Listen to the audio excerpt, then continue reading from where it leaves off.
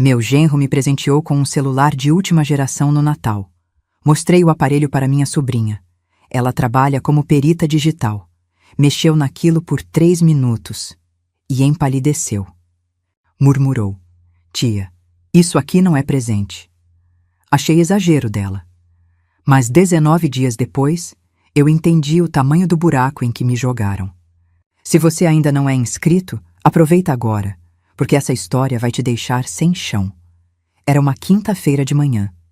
Eu tinha acabado de coar café, aquele cheiro bom tomando conta da cozinha, o radinho ligado no noticiário. Minha rotina de sempre.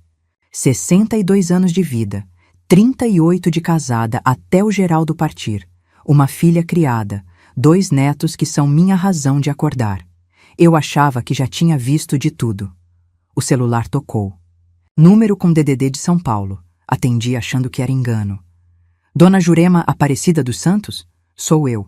Aqui é do banco, setor de renegociação. A senhora está ciente de que a parcela do seu empréstimo venceu há 8 dias? Eu ri, juro. Ri alto, achando que era trote. Moço, eu não tenho empréstimo nenhum. Nunca peguei dinheiro em banco na minha vida. Silêncio do outro lado. Depois ele leu. Meu CPF, meu endereço completo, nome da minha mãe, Dona Cecília, que Deus a tenha, tudo certo. E aí veio o valor. 47 mil reais. Minha mão começou a tremer. O celular quase escapou. Sentei na cadeira da cozinha, aquela de plástico que range, e minha perna ficou bamba feito gelatina. Isso é golpe, eu disse, mas minha voz já não tinha mais certeza. O atendente explicou que o empréstimo foi feito por aplicativo, com reconhecimento facial, que tinha biometria, que tinha assinatura digital. Eu desliguei antes de ele terminar. Fiquei olhando para o nada, com o café esfriando na caneca. E aí, meu olhar caiu nele. O celular novo, aquele de última geração, que o Vinícius me deu no Natal. Ainda estava com a capinha protetora que veio de brinde. Uma capinha barata, dessas de camelô, num aparelho que custa 6 mil reais. Na hora eu achei estranho. Presente caro, acessório ordinário. Mas engoli. Eu sempre engulo. Essa é a minha fraqueza. Engolir para não criar caso. Aceitar para não perder a paz. Só que a paz já tinha ido embora, e eu nem percebi quando. 19 dias antes, minha sobrinha Patrícia tinha sentado aqui nessa mesma cozinha. Ela é perita digital, trabalha na Polícia Civil. Pediu para ver o celular, só por curiosidade. Mexeu, fuçou, fez cara feia e soltou. Tia, isso aqui não é presente. Eu pedi para ela deixar quieto. Disse que não queria confusão com a Renata, minha filha. Que genro e sogra sempre têm essas rusgas, que eu não ia estragar o Natal por paranoia. Patrícia foi embora calada. Mas antes, ela me olhou de um jeito que agora entendo. Era pena. Ela sabia que eu ia cair. E eu caí. Naquela quinta-feira, sozinha na cozinha, com o peito apertado e gosto de fel na boca, eu encarei o celular em cima da mesa. Aquele objeto bonito, brilhante, moderno, um presente de Natal. Do meu genro. Pro meu próprio nome ir parar numa dívida que eu nunca pedi. Eu não queria desconfiar da minha família. Eu só queria continuar sendo avó em paz, tomando café de manhã, vendo novela à noite. Mas aquele aparelho guardava um segredo, e minha sobrinha tinha visto. O que será que ela descobriu em apenas 3 minutos? Deixa eu voltar 19 dias. Natal. A noite que mudou tudo, só que eu ainda não sabia. Minha casa estava enfeitada do jeito de sempre. Pisca-pisca antigo, daqueles que o Geraldo comprou em 2003. Metade das lâmpadas já queimadas. Toalha de mesa vermelha, a que minha mãe bordou. Rabanada no forno, peru temperado desde a véspera, farofa com bacon do jeito que meus netos gostam. Natal de pobre é assim, simples, mas feito com mão. A Renata chegou às 8 da noite com o Vinícius e as crianças. Meus netos, Pedro de 9 anos, Lívia de 6, vieram correndo me abraçar. Aquele cheiro de shampoo infantil, de roupa limpa, de vida nova. Eu apertei os dois no peito e pensei, isso aqui vale tudo. Mas tinha alguma coisa errada. Vinícius entrou sorrindo. E isso, por si só, já era estranho. Em 8 anos de casado com minha filha, Ele nunca foi de sorrir para mim. Sempre foi educado, cumprimentava, sentava no canto, mexia no celular, distante. Eu já tinha aceitado. Genro é assim, não é filho, não tem obrigação de gostar da sogra. Só que naquela noite ele estava diferente. Me elogiou o cabelo. Eu nem tinha ido no salão. Pediu repetição da farofa. Perguntou da minha pressão, do joelho que dói quando chove. Ficou do meu lado na cozinha lavando louça enquanto eu guardava as sobras. Meu estômago revirou de leve. Não de doença, de desconfiança. Eu olhei para Renata, buscando explicação. Ela estava quieta, arrumava a mesa, ajeitava os pratos, mas não olhava para o marido. Nem uma vez. E quando ele falava, ela mordia o lábio. Aquele tique que ela tem desde criança quando segura choro. Quis perguntar: filha, tá tudo bem? Não perguntei, porque era Natal. Porque eu queria acreditar. No fim da noite, quando as crianças já tinham dormido no sofá, Vinícius tirou uma caixa de dentro da mochila. Embrulho bonito, papel dourado. Me entregou com as 2 mãos. Para a senhora, dona Jurema, para fazer chamada de vídeo com as crianças. Abri um celular de última geração. Tela enorme, câmera tripla, caixa lacrada. R$ 6.000 no mercado. Eu sei porque vi na propaganda. Vinícius, isso é demais. Não precisava.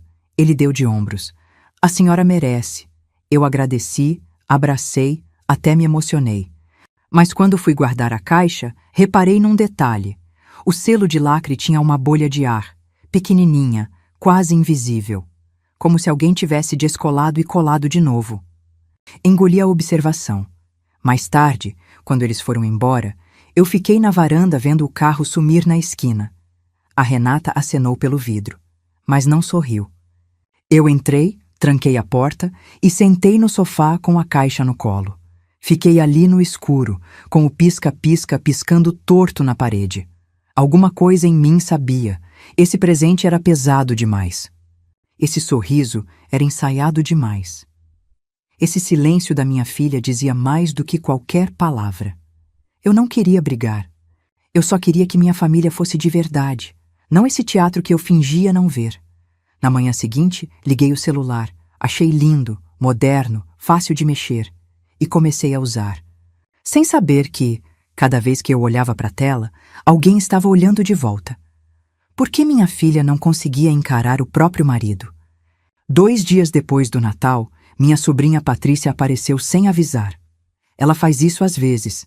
Passa aqui depois do plantão, toma um café, desabafa da vida. Patrícia tem 29 anos, é filha da minha irmã Neide, que mora em Goiânia e liga pouco, então meio que adotei a menina. Quando ela passou no concurso da Polícia Civil, fui eu que comprei o terno da posse. Quando terminou o noivado ano passado, foi no meu sofá que ela chorou. Naquele dia, ela chegou com cara de cansada, olheira funda, cabelo preso de qualquer jeito. Sentou na cozinha enquanto eu esquentava o resto da rabanada. Tia, cadê o celular que o Vinícius te deu? Mostrei, toda orgulhosa. Tava até com capinha nova, uma que eu comprei na loja de R$ 1,99, porque aquela que veio junto era feia demais. Patrícia pegou o aparelho, pediu minha senha e começou a fuçar. Eu fiquei do lado, secando a louça, sem entender muito. Ela mexia rápido, abria telas que eu nem sabia que existiam. Configurações, aplicativos, processos em segundo plano. 3 minutos. Foi o tempo que levou. Ela parou. A mão ficou parada no ar e a cor sumiu do rosto dela.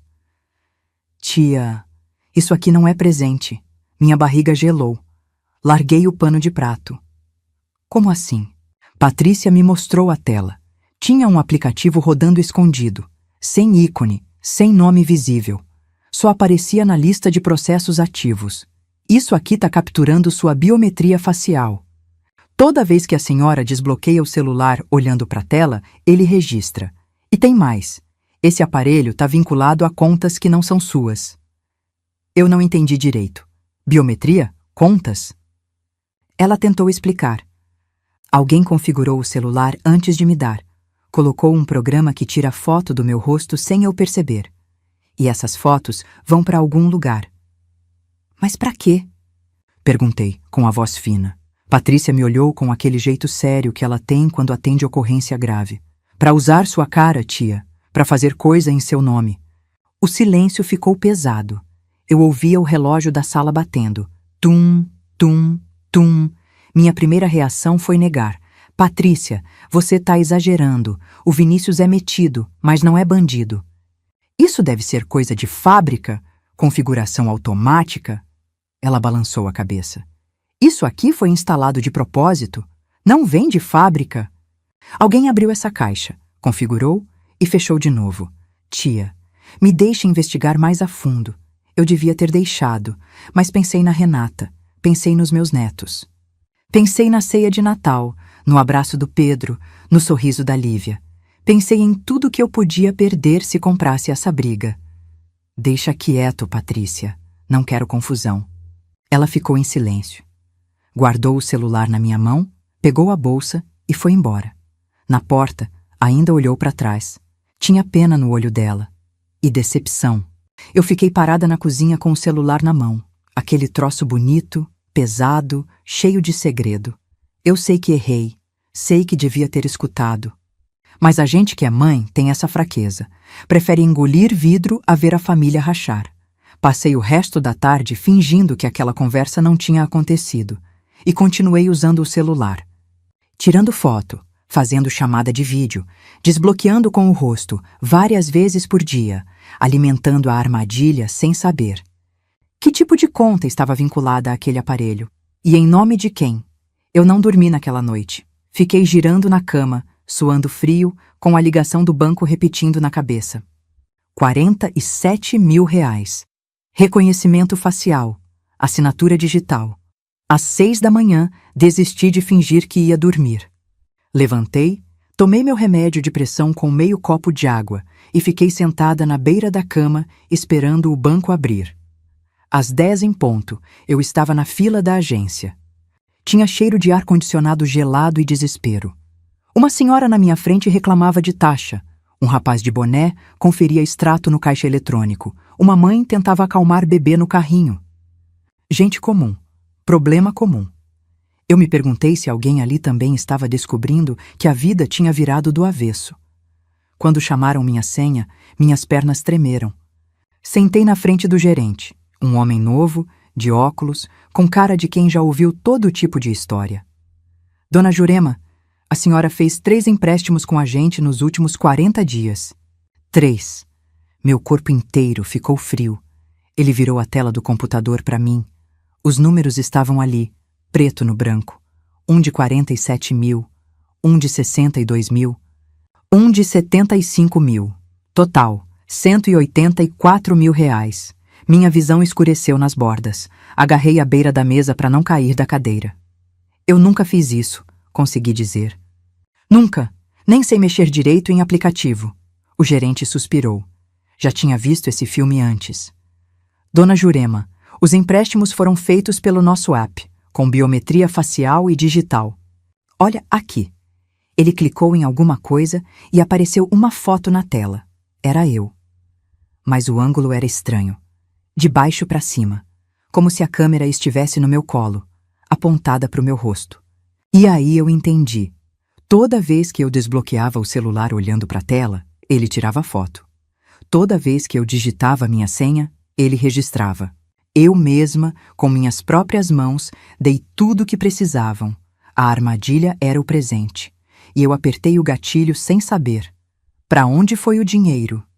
Perguntei, com voz de quem já sabe que não vai gostar da resposta. O gerente consultou a tela. Foi depositado numa conta empresarial. Empresa chamada VS.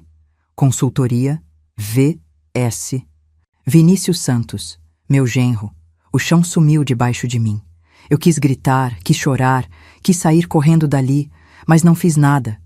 Fiquei parada, olhando para a tela, com o rosto do meu próprio rosto me encarando naquela foto roubada. O gerente ainda falou alguma coisa sobre contestação, boletim de ocorrência, prazo. Eu não ouvi.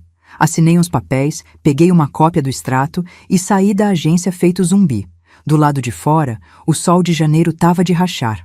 Gente passando com sacola, motoboy buzinando, vida seguindo. E eu ali, encostada na parede do banco, segurando um envelope com a prova de que minha própria família me roubou. Eu não queria que fosse verdade. Eu queria que existisse outra explicação, qualquer uma. Queria voltar no tempo e nunca ter aberto aquela caixa de Natal. Mas a cópia do extrato pesava na minha mão, e o nome da empresa pesava mais ainda. Liguei para Patrícia. Dessa vez, eu ia ouvir. Quem era o dono da VS? Consultoria. E por que meu genro precisava de R$ 184 mil? Patrícia atendeu no segundo toque. Tia, tudo bem? Minha voz saiu embargada, engasgada, quase irreconhecível. Não tá nada bem. Contei tudo. O banco, os 3 empréstimos, a foto tirada de dentro do celular, o nome da empresa. Do outro lado da linha, Patrícia ficou em silêncio. Eu ouvia a respiração dela, pesada, controlada, respiração de quem já atendeu o caso assim, mas nunca na própria família.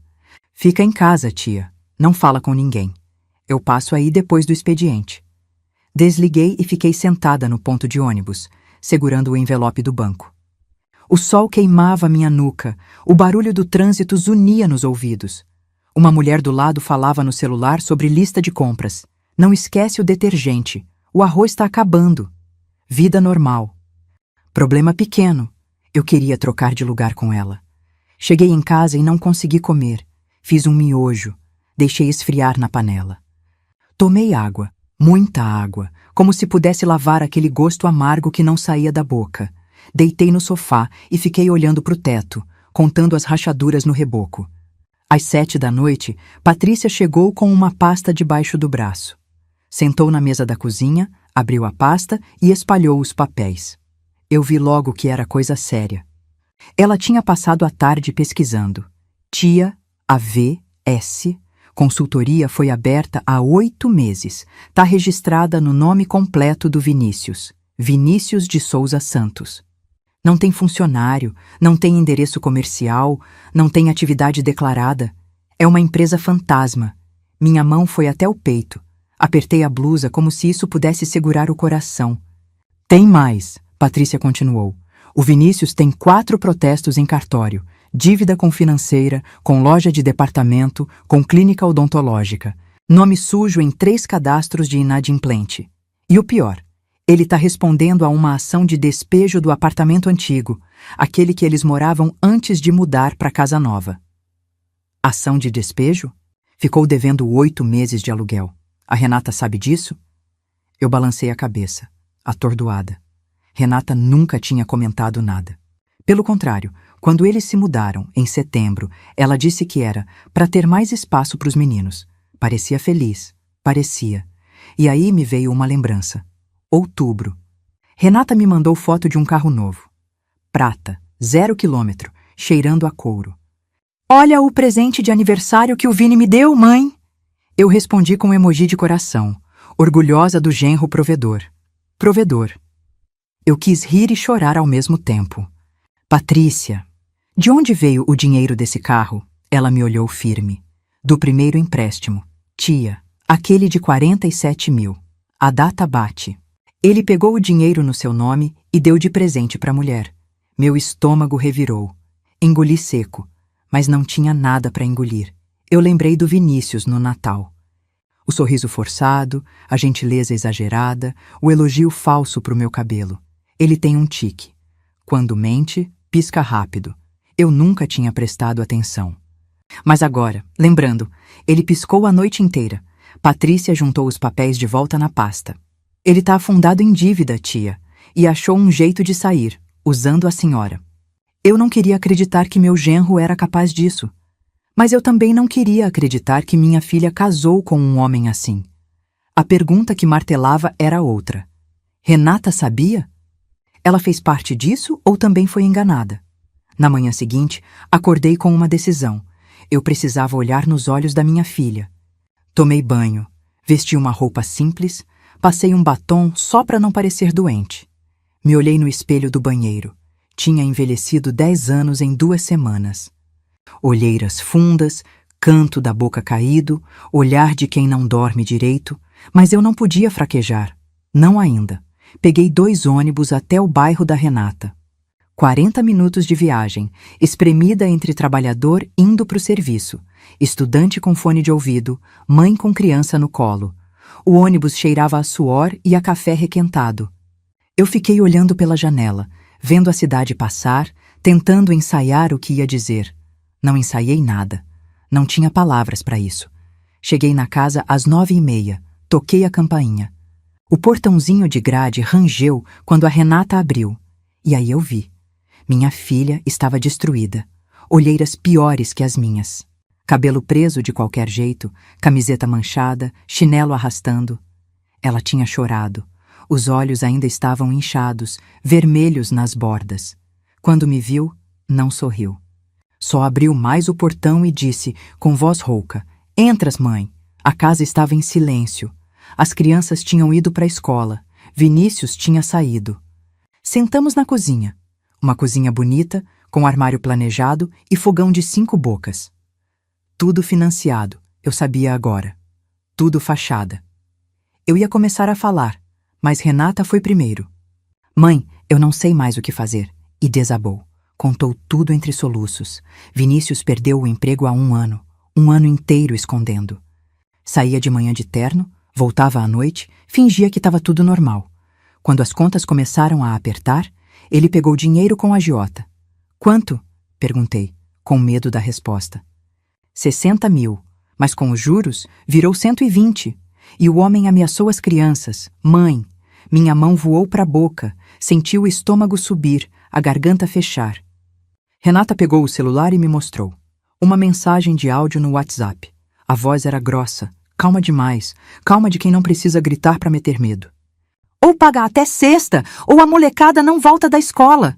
Eu quis vomitar. "E o golpe?" perguntei, forçando as palavras. "Os empréstimos no meu nome. Você sabia?" Renata me olhou com os olhos cheios de água. "Eu juro que não, mãe. Eu juro pela vida dos meus filhos. Eu só descobri quando você ligou para Patrícia ontem. Confrontei ele de madrugada." Ele admitiu. Ela chorou mais. Eu fiquei em silêncio, dividida entre raiva e dor. Raiva do Vinícius. Dor pela minha filha. E uma pergunta que eu não conseguia calar. Será que ela está falando a verdade? Eu queria acreditar. Com toda a força do meu peito, eu queria. Estendi a mão e segurei a dela. Tava gelada, trêmula. Apertei com força. "Filha, a gente vai resolver isso, mas eu preciso saber de tudo, tudo mesmo." Renata fungou.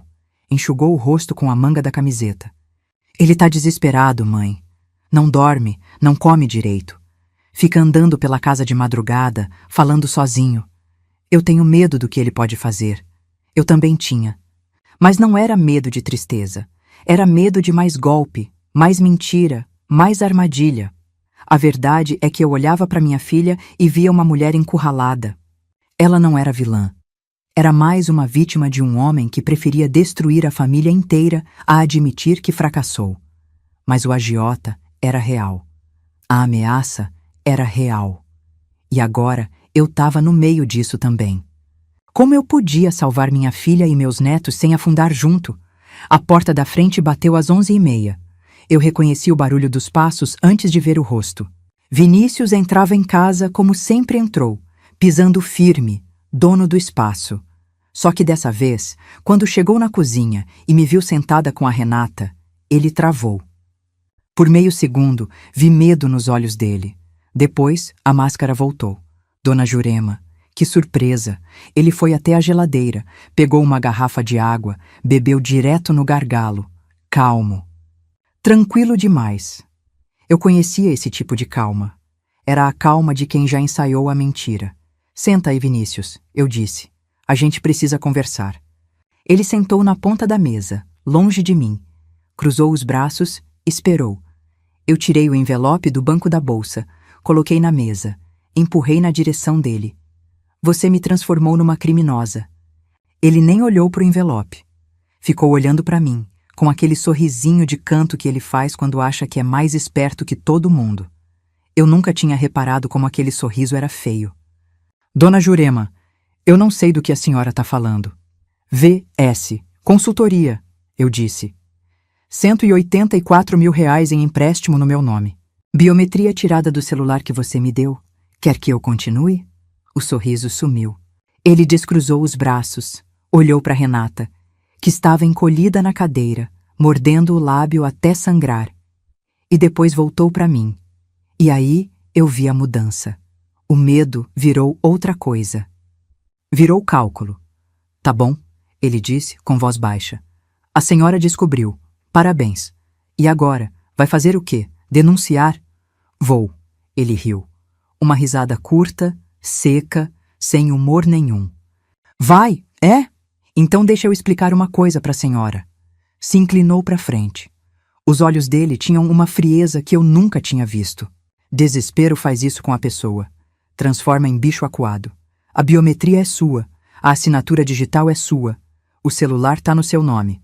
A foto no sistema do banco é da sua cara. Sabe o que vai acontecer se a senhora for na polícia? Vão perguntar. Dona Jurema, como a senhora não percebeu que fez 3 empréstimos? E a senhora vai dizer o quê? Que o genro malvado armou tudo? Ele balançou a cabeça. Quem vai acreditar numa velha que diz que não sabia? A palavra velha me acertou no peito como tapa. Minhas mãos tremeram. A boca secou. Eu quis responder, mas a voz não veio, porque no fundo eu sabia que ele tinha razão. A armadilha era perfeita, e a prova apontava para mim. Renata soluçava baixinho. Vinícius se levantou, pegou a chave do carro no balcão. Se a senhora ficar quieta, eu dou um jeito de pagar. Vai demorar, mas pago. Agora, se resolver criar problema... Ele deixou a frase no ar. Não precisava terminar. Foi embora. A porta bateu de novo. O silêncio que ficou era pior que grito. Eu olhei para minha filha. Ela não levantou a cabeça. A vergonha era tão grande que cabia na cozinha inteira. E eu ali, com 62 anos, sentindo que minha vida não era mais minha. Meu nome, meu rosto, minha história, tudo tinha sido roubado. E o ladrão dormia na cama da minha filha. Eu não queria vingança. Eu só queria voltar a ser gente de verdade. Não essa velha que ele disse que ninguém ia acreditar. Mas como provar que eu não assinei o que a minha própria cara assinou? Naquela noite, eu não preguei o olho. Fiquei deitada no escuro, ouvindo os barulhos da casa. O vento batendo na janela, o cachorro do vizinho latindo lá longe, o zumbido da geladeira velha. Sons que eu conheço há 30 anos. Sons de uma vida que agora parecia de outra pessoa. A frase dele não saía da minha cabeça. Quem vai acreditar numa velha? Virei pro lado esquerdo. Pro direito, de barriga para cima, nada adiantava. Tinha um peso no peito que não deixava o ar entrar direito. Levantei às 3 da manhã, fui pra cozinha, esquentei leite. Fiquei sentada no escuro, segurando a caneca quente, deixando o calor passar pras mãos frias. E foi ali, naquela cozinha escura, que a ficha caiu. Eu passei a vida inteira costurando. 40 anos com agulha e linha na mão. E o que é costura? É pegar pedaço que sozinho não faz sentido e juntar até virar peça inteira. É olhar para o tecido e enxergar a roupa que ainda não existe. É paciência, precisão e saber esperar o momento certo de arrematar. Vinícius me subestimou. Achou que eu era só uma velha boba, fácil de enganar. Mas velha boba não cria filha sozinha depois de viúva. Velha boba não sustenta casa com costura de encomenda. Velha boba não sobrevive 62 anos nesse país. Eu não sou boba. Eu sou costureira. E costureira sabe montar quebra-cabeça. Fui pro quarto e peguei meu caderno de anotações.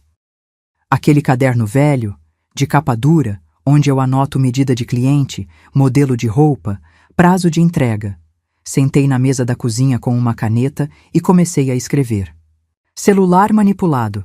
Patrícia pode provar. Empresa fantasma. Documento do cartório. Dívidas escondidas. Certidões de protesto. Ameaça do agiota. Áudio no celular da Renata.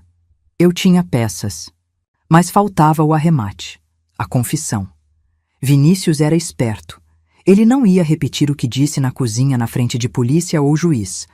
Ele ia negar, ia chorar, ia fazer papel de marido desesperado que só queria salvar a família. E no fim, Quem ia parecer vilã era eu, a sogra amarga que quer destruir o casamento da filha. Eu precisava que ele confessasse, e precisava de testemunha. Não testemunha qualquer.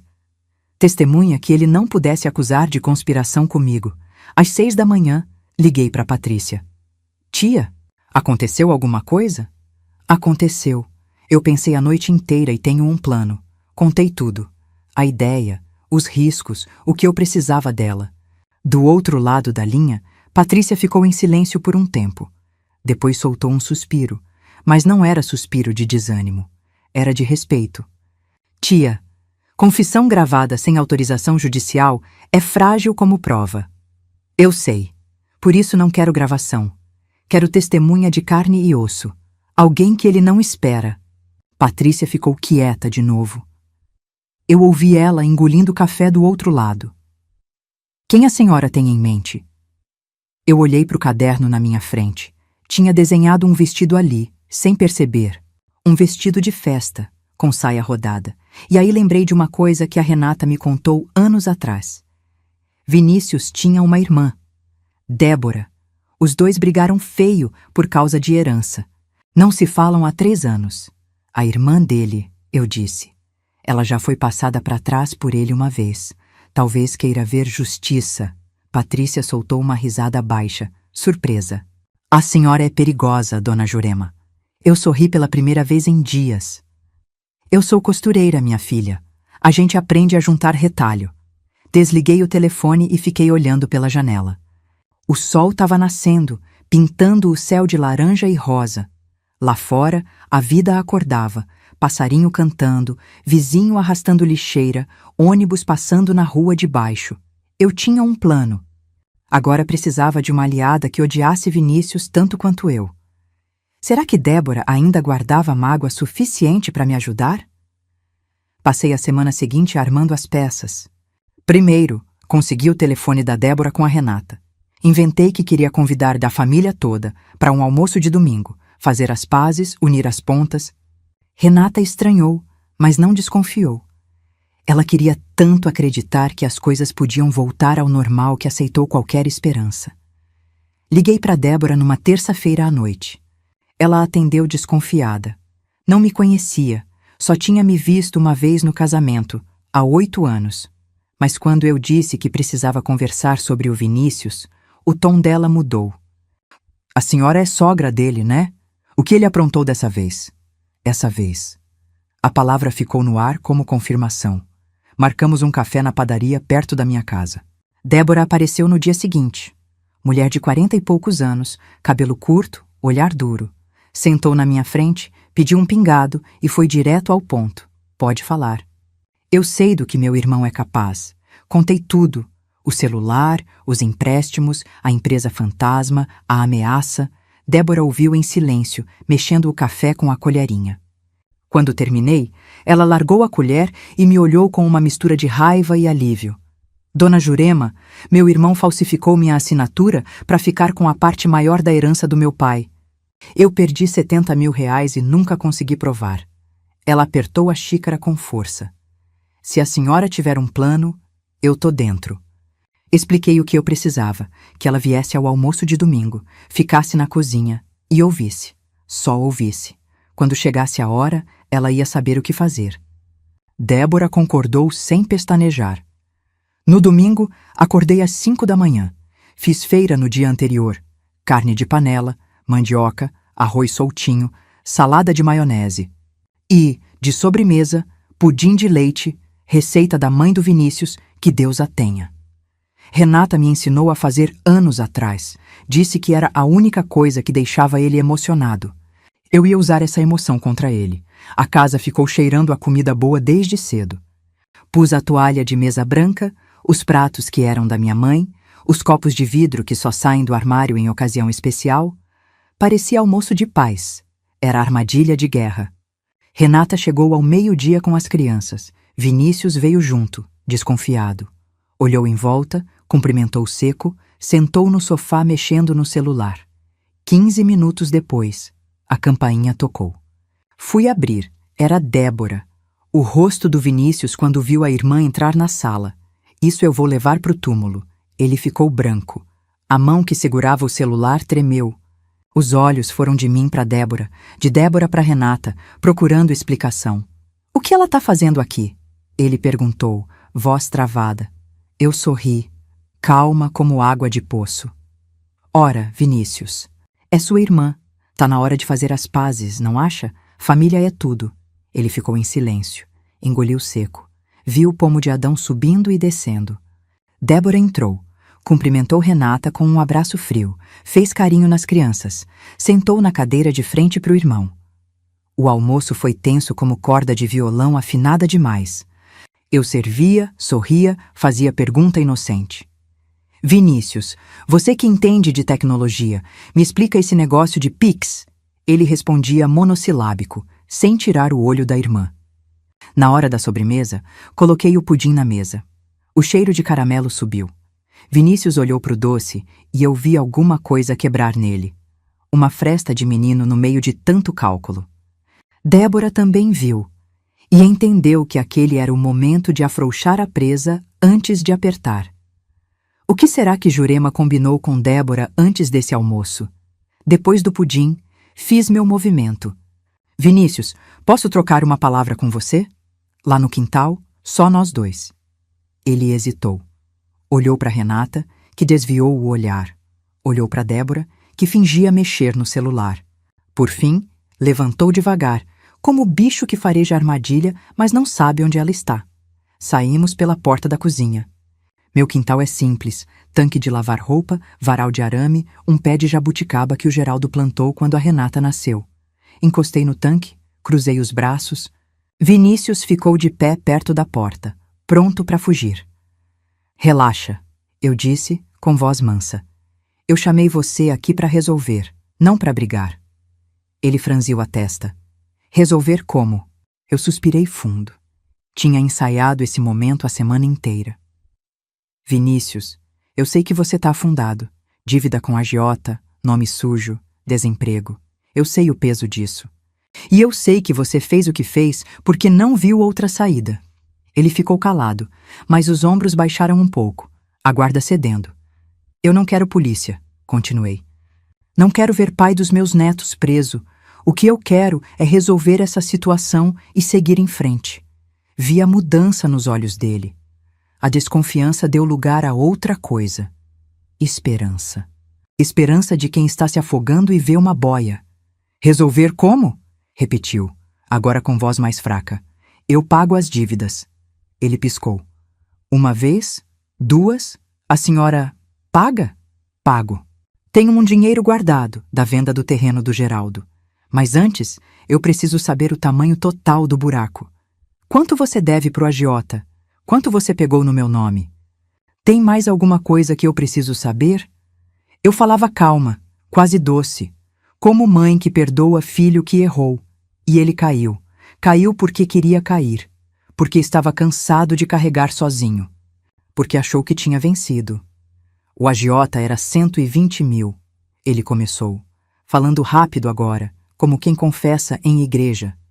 "Mas eu paguei metade com o primeiro empréstimo, o de 47 mil.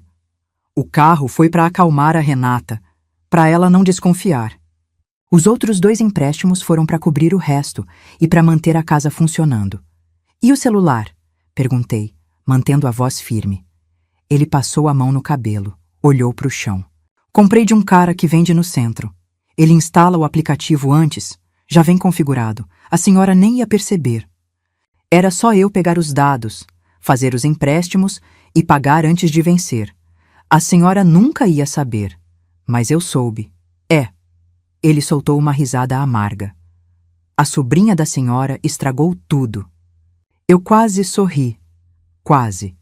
O que Vinícius não viu, a janela da cozinha, atrás dele, estava aberta, e na cozinha, em silêncio, Débora segurava o celular dela na altura do peito, gravando. Ao lado dela, Renata ouvia tudo com a mão tampando a boca. Não era gravação escondida de desconhecido. Era a própria irmã registrando confissão do irmão. Era a esposa testemunhando a traição. Eu tinha minha prova. E tinha minhas testemunhas. Vinícius continuava falando, aliviado por finalmente dividir o peso. Não percebeu que cada palavra era prego no próprio caixão. Eu deixei ele falar, deixei sair tudo, porque costureira boa não interrompe o tecido quando ele está se desenrolando sozinho. Quando ele finalmente parou, eu disse apenas: "Obrigada por me contar, Vinícius. Agora eu sei o que fazer."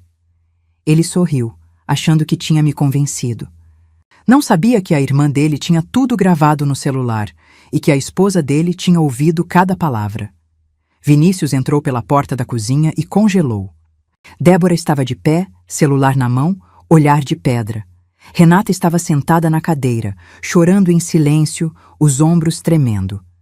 As crianças, graças a Deus, estavam na sala vendo desenho no tablet, longe daquele desastre. "O que?" Vinícius começou, mas a voz morreu na garganta. Débora levantou o celular. "Tá tudo aqui, Vini. Tudo. O agiota, os empréstimos, o celular adulterado, sua voz, suas palavras. Você acabou de confessar." O rosto dele ficou cinzento. Cor de quem vê a própria vida desmoronando em câmera lenta. Ele olhou para mim, procurando explicação, mas eu não disse nada.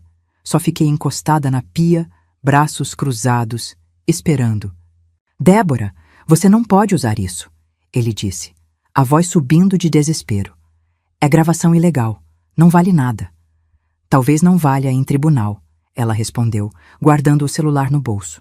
"Mas vale para mim, vale para Renata, e vale para Dona Jurema aqui, que você chamou de velha e achou que ia engolir calada." Ele deu um passo para trás, encostou na parede. A arrogância tinha evaporado. Sobrou só um homem acuado, pequeno, patético. Vinícius saiu sem dizer mais nada. Pegou a chave do carro e foi embora, deixando a esposa e os filhos para trás. A porta da frente bateu tão forte que o quadro da sala tremeu. Ficamos as três em silêncio. Renata soluçava. Débora respirava fundo, controlando a raiva. Eu fui até o fogão e esquentei água para o café, porque é isso que a gente faz quando não sabe o que fazer. Ocupa as mãos. Enquanto a água fervia, Débora puxou uma cadeira e sentou pesado. "Dona Jurema, meu irmão sempre foi assim, desde moleque. Mentia para minha mãe, roubava troco do meu pai, colava na prova e botava a culpa nos outros. Quando nosso pai morreu, há 5 anos, ele falsificou minha assinatura num documento de partilha. Ela tirou uma pasta de dentro da bolsa, colocou na mesa, abriu. Olha aqui. Escritura do lote que era para ser metade meu. A assinatura parece minha, mas não é. Eu tentei provar na época, mas advogado custava caro e eu não tinha como bancar perícia. Peguei o documento. A assinatura era caprichada demais, justamente o erro. Débora sempre assinou de qualquer jeito, garranchado. Eu sabia porque já tinha feito roupa para ela, anos atrás, e ela assinou o recibo na minha frente. Ele me tirou 70 mil reais, Débora continuou, e eu engoli porque era meu irmão. Porque minha mãe tinha acabado de perder o marido e eu não queria dar mais desgosto. A voz dela embargou. Mas agora chega. Eu servi o café em 3 xícaras. Coloquei uma na frente dela, uma na frente da Renata, fiquei com a terceira. O vapor subia entre nós, quente e amargo. Se a gente juntar os 2 casos, eu disse, devagar, mostra que ele faz isso sempre. Não foi desespero de momento. É padrão. Débora concordou com a cabeça. Padrão de estelionatário. O juiz vai ver isso. Olhei para Renata. Minha filha estava destruída, mas também estava ouvindo, pensando, juntando coragem de algum lugar fundo. Eu segurei a mão dela por cima da mesa. Tava gelada, molhada de lágrima. Filha, eu não vou te obrigar a nada, mas eu vou denunciar, com ou sem você. Renata levantou os olhos. Tinha medo ali, vergonha, dor. Mas tinha outra coisa também, uma faísca de raiva que eu nunca tinha visto. Ela ainda não respondeu, mas eu sabia que a resposta viria. A pergunta que ficou no ar: Renata teria coragem de depor contra o próprio marido? Fui embora no fim da tarde, deixando Renata com as crianças. Débora me deu carona até em casa. No carro, ficamos em silêncio a maior parte do caminho.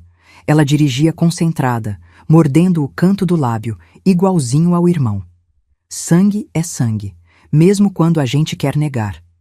Quando parou na frente do meu portão, ela disse: Dona Jurema, obrigada por me incluir nisso, por me dar chance de fazer alguma coisa. Eu olhei para ela e vi uma mulher que carregou mágoa por 5 anos em silêncio, que engoliu injustiça para não quebrar a família, que acordava de madrugada pensando no que podia ter feito diferente. Eu conhecia esse peso. Era o mesmo que eu carregava agora. A gente se fala na delegacia, respondi. Cuida de você. Entrei em casa e o silêncio me abraçou. Aquele silêncio de fim de domingo, quando a rua esvazia e sobra só o barulho do próprio pensamento. Sentei no sofá, tirei os sapatos, deixei os pés no chão frio, doíam as pernas, as costas, o pescoço. Cansaço de quem correu maratona sem sair do lugar. Fui até a cozinha e guardei o resto do pudim na geladeira. Lavei as xícaras de café. Passei pano na mesa. Tarefas pequenas, automáticas, para não ter que pensar no que veio depois. Mas o pensamento veio igual. Renata, minha filha de 34 anos, que eu carreguei na barriga, amamentei de madrugada, ensinei a andar, vi se formar. Minha filha que casou achando que tinha encontrado um homem bom.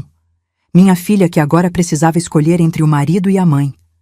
Eu sabia o peso dessa escolha. Sabia que, se ela ficasse do lado dele, eu ia perder não só o dinheiro, ia perder ela, ia perder os netos, ia virar a sogra maluca que inventou história para destruir casamento. Mas se eu ficasse quieta, ia perder outra coisa, minha dignidade, meu nome, a chance de olhar no espelho sem sentir vergonha.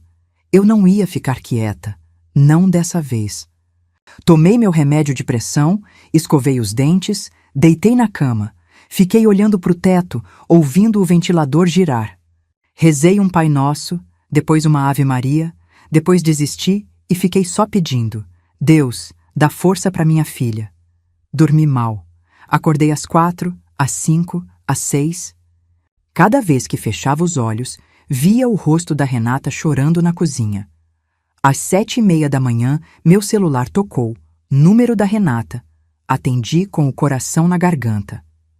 Mãe? A voz dela estava rouca. Voz de quem chorou a noite inteira. Tô aqui, filha. Silêncio. Eu ouvia, do outro lado, o barulho da cafeteira ligando.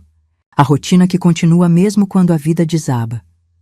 Eu pensei a noite toda, ela disse, devagar. No que você falou, no que eu ouvi pela janela, em tudo. Eu não respondi. Deixei ela ir no tempo dela. O Vinícius não voltou para casa. Mandou mensagem de madrugada dizendo que ia ficar na casa de um amigo. Nem perguntou das crianças. A voz dela tremeu, mas não quebrou. Tinha ferro ali dentro. Mãe, eu vou depor. Fechei os olhos, senti uma lágrima escorrer quente pelo canto do rosto. Filha, você tem certeza? Eu não quero te obrigar a nada. Eu sei, mas eu preciso fazer isso. Pelos meninos, eles precisam de uma mãe que não se cala quando vê errado. Eu quis abraçar ela através do telefone. Quis dizer 1000 coisas, que eu tinha orgulho, que ela era forte, que ia ficar tudo bem. Mas o que saiu foi só: eu te amo, filha.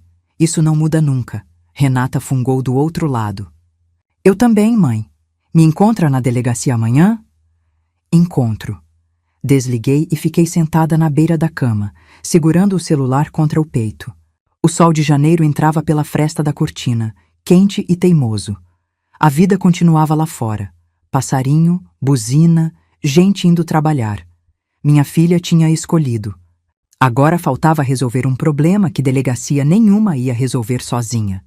O agiota ainda estava lá fora, e ele não ia gostar de perder o devedor. A denúncia ficou marcada para terça-feira. Patrícia organizou tudo.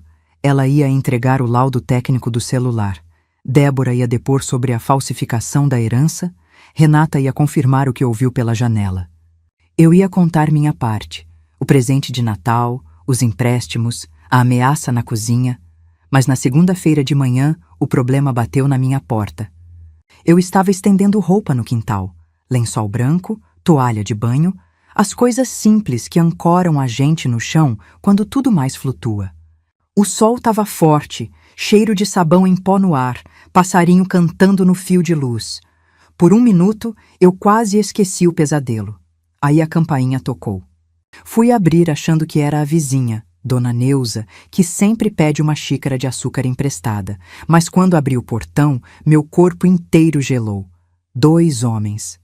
Um alto, magro, de boné preto.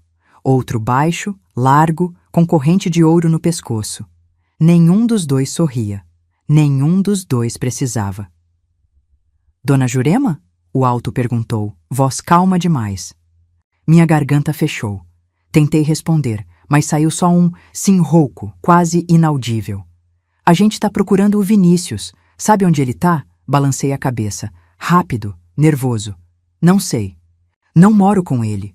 O baixo deu um passo para frente. Não encostou em mim. Não precisava. A presença dele já era ameaça suficiente. Ele tinha um tique. Ficava estalando os dedos da mão direita. Um por um, devagar. O som fazia meu estômago revirar. A senhora é sogra dele, né? Mãe da Renata? Meu coração disparou. Eles sabiam quem eu era. Sabiam da minha filha. Olha, dona, o alto continuou. A gente não quer problema com a senhora, não. Nosso assunto é com o Vinícius. Mas ele sumiu. E quando o devedor some, a gente precisa lembrar ele de que tem compromisso. Eles foram embora sem dizer mais nada. Entraram num carro prata estacionado na esquina e sumiram. Eu fiquei parada no portão, tremendo. As pernas bambearam tanto que tive que me segurar na grade para não cair. Fiquei ali uns 2 minutos, respirando fundo, tentando acalmar o peito. Quando consegui andar de volta para dentro, vi um bilhete no para-brisa do meu carro. Papel branco, dobrado ao meio. Abri com as mãos tremendo. Tinha um endereço escrito à caneta. Só isso. Mas eu reconheci o endereço. Era a escola dos meus netos. Minhas pernas cederam. Sentei no meio-fio, ali mesmo, na frente de casa, com o papel amassado na mão. Gente passando na rua, olhando estranho, achando que eu estava passando mal, e estava passando o maior mal da minha vida. Eu não queria polícia. Polícia demora, polícia faz boletim, polícia não fica na porta da escola. Eu precisava de solução agora. E aí me veio uma lembrança. Uma cliente antiga, Dona Zélia. Eu fiz o vestido de formatura da neta dela, há uns 4 anos. Vestido rosa claro, saia rodada, renda importada. A mulher pagou em dia e ainda me deu gorjeta. Dona Zélia é viúva de delegado. Delegado famoso na região, daqueles que todo mundo conhece e respeita. E, mais importante, Dona Zélia é sogra de alguém. Sogra do agiota. Eu sei porque ela me contou na prova do vestido. Reclamou do genro, disse que ele mexia com coisa errada, que ela tinha vergonha, mas não podia fazer nada. Talvez agora ela pudesse. Peguei o celular e procurei o número nos contatos antigos. Achei. Disquei antes de perder a coragem. Dona Zélia? É a Jurema, a costureira. A senhora lembra de mim? Do outro lado, silêncio. Depois, uma voz de velha firme. Jurema do vestido da Clarinha? Claro que lembro. O que aconteceu? Eu respirei fundo. Ia apostar tudo numa relação de agulha e linha. Será que uma costureira consegue parar um agiota? Dona Zélia me recebeu no mesmo dia, às 4 da tarde. A casa dela ficava num bairro nobre da cidade, desses com rua arborizada, guarita na entrada, jardineiro cuidando da calçada. Eu fui de ônibus, desci 2 paradas antes para não chegar suada. Mesmo assim, quando toquei a campainha, minhas mãos estavam úmidas e frias. A empregada abriu. Me olhou de cima a baixo, desconfiada, mas quando eu disse meu nome, ela assentiu e me levou até a varanda dos fundos. Dona Zélia estava sentada numa cadeira de vime, tomando chá gelado. 71 anos, cabelo branco bem cortado, postura de quem nunca precisou se curvar para ninguém. Quando me viu, levantou devagar e estendeu a mão. Jurema, quanto tempo? Senta aqui comigo. Sentei na cadeira ao lado. A varanda dava para um jardim bonito, com piscina azul e pé de manga carregado. Um mundo diferente do meu quintal com tanque de cimento e varal de arame. Mas dor é dor em qualquer bairro, e Dona Zélia sabia disso. Conta o que aconteceu, ela disse, direta. Pelo tom da sua voz no telefone. Não é coisa boa. Contei tudo, sem enfeite, sem rodeio. O celular, os empréstimos, o genro golpista, a ameaça do agiota. Quando cheguei na parte do bilhete com o endereço da escola, minha voz falhou. Tive que parar, respirar, engolir o nó na garganta. Dona Zélia ouviu em silêncio. O rosto dela não mudou, mas eu vi a mão apertar o braço da cadeira quando mencionei as crianças. Esse agiota, ela disse, devagar. É o Mauro? Eu não sabia o nome. Descrevi o homem baixo, largo, corrente de ouro, tique de estalar os dedos. É o Mauro, ela confirmou. Meu genro. O ar ficou pesado entre nós. Dona Zélia olhou para o jardim, para o céu, para lugar nenhum. Minha filha casou com ele há 12 anos. Eu avisei, implorei, briguei. Não adiantou. Amor cego é assim. A gente só enxerga quando já está no fundo do poço. Ela suspirou. O Mauro não é assassino, Jurema. Ele é covarde. Ameaça, pressiona, mete medo. Mas nunca encostou a mão em ninguém. E as crianças? Perguntei, com voz fina. Meus netos? Ele não vai tocar nos seus netos.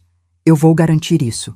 Ela disse com tanta certeza que eu quase acreditei na hora. Quase. Como? Dona Zélia me olhou firme. O Mauro tem medo de uma coisa só nessa vida: perder a fachada de homem de bem. Ele frequenta a igreja comigo todo domingo. Cumprimenta o padre, dá esmola na saída, posa de genro exemplar. Se a comunidade souber o que ele faz de verdade, ele perde tudo. Clientela, respeito, casamento. Ela pegou o celular da mesa. Eu vou ligar para ele agora. Na sua frente, você vai ouvir. Meu coração acelerou. Dona Zélia discou. Colocou no viva voz. 2 toques, 3. Atendeu. Oi, a sogra. Tudo bem? A voz dele era diferente ao telefone. Mansa, respeitosa. Voz de genro comportado. Mauro, eu tô aqui com uma amiga minha, Dona Jurema. Você mandou uns rapazes na casa dela hoje de manhã. Silêncio do outro lado. Longo, pesado. A senhora conhece ela? Conheço. Fez o vestido de formatura da Clarinha. E agora você vai me ouvir bem. Essa mulher e a família dela estão fora do seu negócio. Se eu souber que você chegou perto dos netos dela, eu conto pro padre Antônio, pro seu Joaquim do Conselho e pra sua esposa o que você faz com esse dinheiro. Mais silêncio. Eu ouvia a respiração dele do outro lado, pesada, raivosa, contida. O Vinícius me deve 120 mil reais, Dona Zélia. Problema seu. Cobra dele, não da família. Estamos entendidos? Ele demorou para responder. Quando falou, a voz era de cachorro que abaixou a cabeça. Entendido. Dona Zélia desligou. Me olhou com um meio sorriso cansado. Pronto. Ele não vai mais incomodar. Eu quis chorar de alívio. Quis abraçar aquela mulher que eu mal conhecia, mas só consegui dizer: obrigada, obrigada de verdade. Ela segurou minha mão. A pele era fina, cheia de manchas de idade, mas o aperto era forte. A gente que é mãe e avó sabe, não existe nada mais perigoso do que mexer com nossos netos. Esse Vinícius vai pagar pelo que fez, mas não com o sangue das crianças. Saí daquela casa com o peito mais leve do que entrei. O agiota estava neutralizado, agora só faltava a denúncia. E Vinícius, sozinho, sem proteção, ia finalmente enfrentar o que fez. Na terça-feira de manhã, eu acordei diferente. Não foi o sol entrando pela janela, nem o café que coei mais forte que o normal. Foi uma coisa por dentro, uma firmeza no peito que eu não sentia há semanas. Vesti minha melhor roupa, calça social preta, blusa azul marinho que eu mesma costurei, sapato de salto baixo que não uso desde o casamento da Renata. Me olhei no espelho e, pela primeira vez, não vi uma velha enganada. Vi uma mulher pronta para recuperar o próprio nome. Patrícia me buscou às 8. No carro, fomos em silêncio. Ela dirigia concentrada. Eu olhava pela janela, vendo a cidade acordar. Padaria abrindo, gente no ponto de ônibus, criança de uniforme indo para a escola. Vida comum. Problema comum. Todo mundo carregando alguma coisa invisível. Na delegacia, Débora já esperava na recepção. Renata chegou 10 minutos depois, com os olhos inchados, mas o queixo erguido.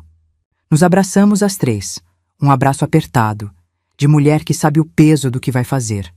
O delegado nos atendeu numa sala pequena, com ar-condicionado barulhento e pilha de processo na mesa.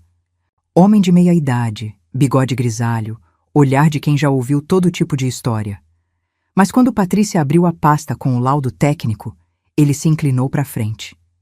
A senhora tem provas consistentes, dona Jurema. Eu tinha. O laudo mostrava o aplicativo oculto no celular. Os documentos do banco comprovavam os empréstimos fraudulentos. A certidão de protesto revelava o padrão de dívidas do Vinícius. O registro da empresa fantasma ligava tudo a ele. E, por fim, o depoimento de Débora sobre a herança falsificada mostrava que não era desespero de momento, era prática reiterada. Renata depôs por último. A voz dela tremeu, mas não falhou. Contou o que ouviu pela janela da cozinha. Cada palavra, cada confissão. O delegado anotava em silêncio. Quando terminamos, ele fechou a pasta e disse: "Vou pedir a prisão preventiva. Estelionato qualificado, falsidade ideológica, fraude eletrônica. Com esse histórico, ele não vai conseguir responder em liberdade." Meu corpo inteiro relaxou. Os ombros baixaram, a respiração soltou, os olhos arderam de lágrima contida. Eu apertei a mão de Renata, que chorava baixinho ao meu lado. Vinícius foi preso no dia seguinte. A polícia o encontrou na casa de um amigo, no interior. Ele tentou fugir pelos fundos, mas tropeçou no próprio pé e caiu no quintal. Patrícia me contou depois, com um sorriso triste: "Ele caiu de cara na lama, tia, literalmente." Na sexta-feira, fui até a delegacia uma última vez. O delegado tinha autorizado uma visita.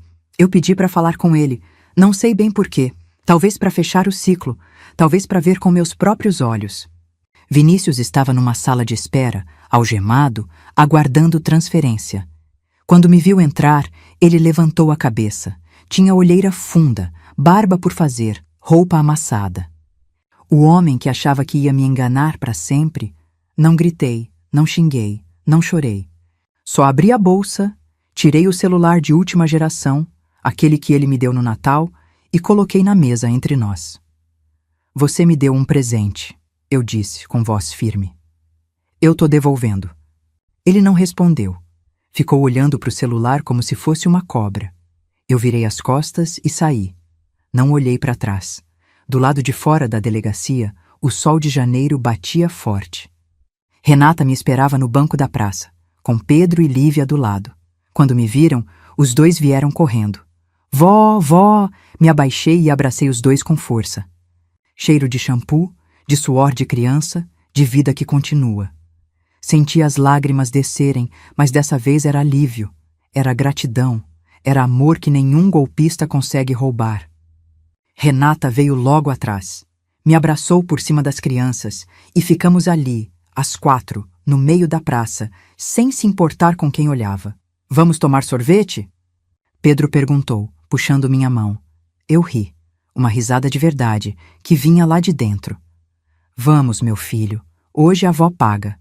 Fomos os 4 até a sorveteria da esquina. Pedi casquinha de creme para as crianças, açaí para Renata e um picolé de limão para mim. Sentamos no banco da calçada, lambendo sorvete, vendo a vida passar. Eu olhei para minha filha, para os meus netos, para o céu azul de janeiro, e pensei em tudo o que tinha acontecido nos últimos 19 dias. O presente envenenado, a descoberta, a dor, a armadilha, a luta e a vitória. Eu não sou advogada, nem delegada, nem perita. Sou costureira. Passei a vida inteira juntando retalho, que sozinho não faz sentido, e transformando em coisa inteira, bonita, útil. Foi isso que eu fiz com essa história. Juntei as peças. Montei o quebra-cabeça. E costurei a justiça com minhas próprias mãos. Naquele Natal, meu genro me deu um celular de última geração. Eu devolvi uma lição que ele nunca vai esquecer. Nunca subestime uma mulher que passou a vida juntando retalhos. A gente sabe montar qualquer quebra-cabeça. Se você chegou até aqui, me conta nos comentários. Você já passou por alguma situação em que alguém da família te decepcionou? Como você lidou? Deixa o like, se inscreve no canal e ativa o sininho. Toda semana tem história nova. E me fala, de onde você está assistindo esse vídeo? Eu leio todos os comentários. Até a próxima.